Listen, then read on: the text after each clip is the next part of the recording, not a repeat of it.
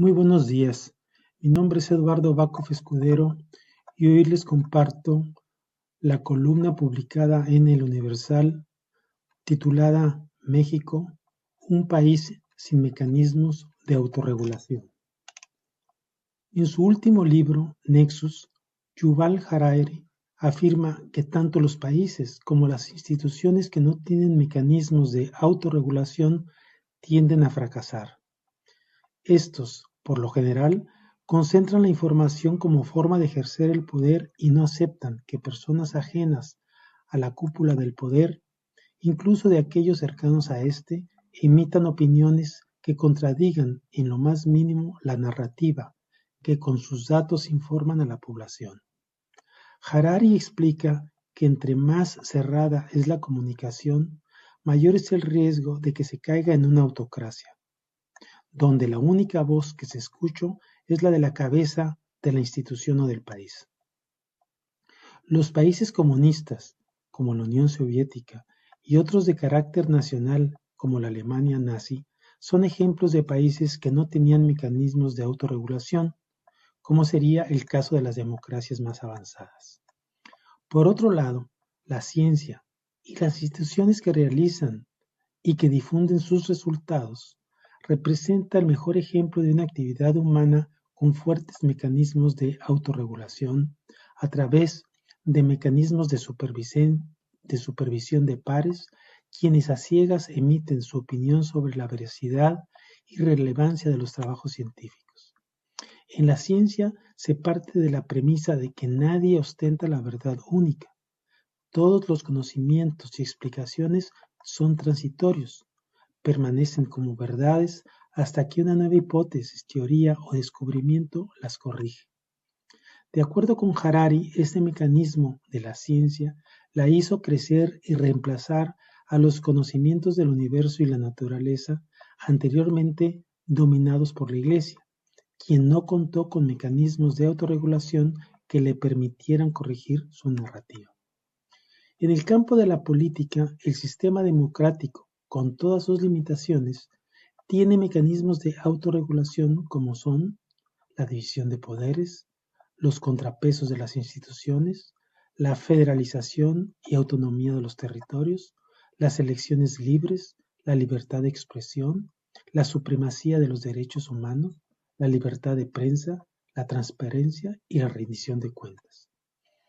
En las democracias se permite la disidencia de pensamiento y las autoridades en el poder escuchan a los partidos de oposición, a los organismos de la sociedad civil y a los ciudadanos.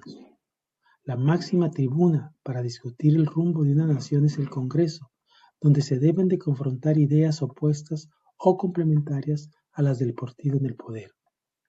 Una democracia robusta permite la confrontación de ideas y no percibe como adversarios a quienes piensan distinto, sino como ciudadanos que comparten un mismo país con ideas diferentes. Por esto, es de extrañar que la presidenta de México, teniendo una formación científica y conociendo el sentido de la democracia, no busque fortalecer los mecanismos de autorregulación y contrapesos, sino más bien busque extinguirlos, como lo hizo AMLO en su momento con el INEE.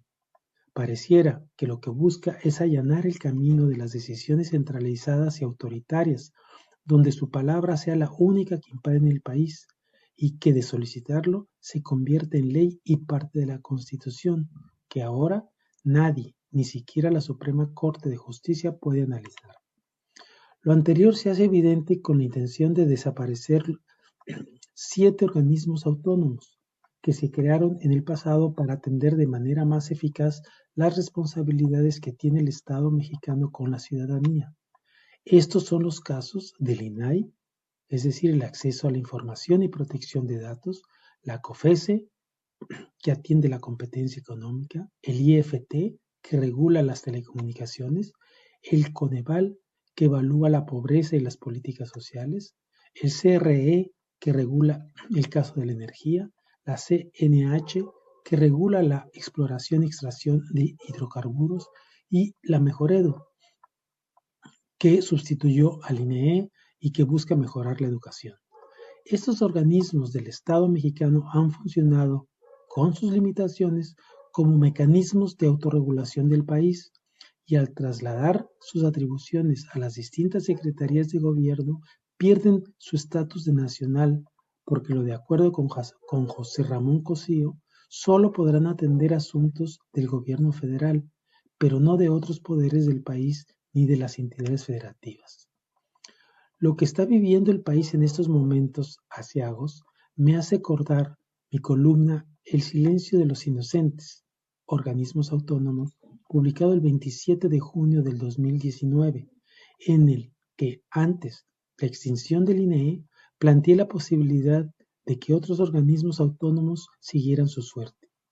Sigo siendo testigo de cómo el Ejecutivo erosiona sistemáticamente las instituciones, incluyendo recientemente al Poder Judicial. La ampliación de la prisión preventiva oficiosa y el programa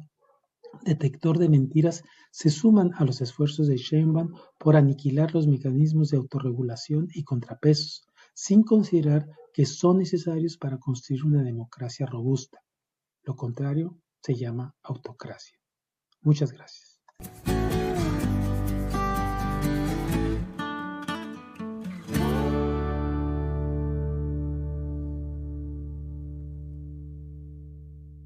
Recuerda que puedes escuchar esta y otras columnas de opinión en comentariodeldia.com, en las plataformas de Spotify, Apple Podcasts, Google o Amazon, y por supuesto no se te olvide seguir a @comentariodd en Twitter, Instagram y Telegram, y a @comentariodeldia en Facebook y YouTube.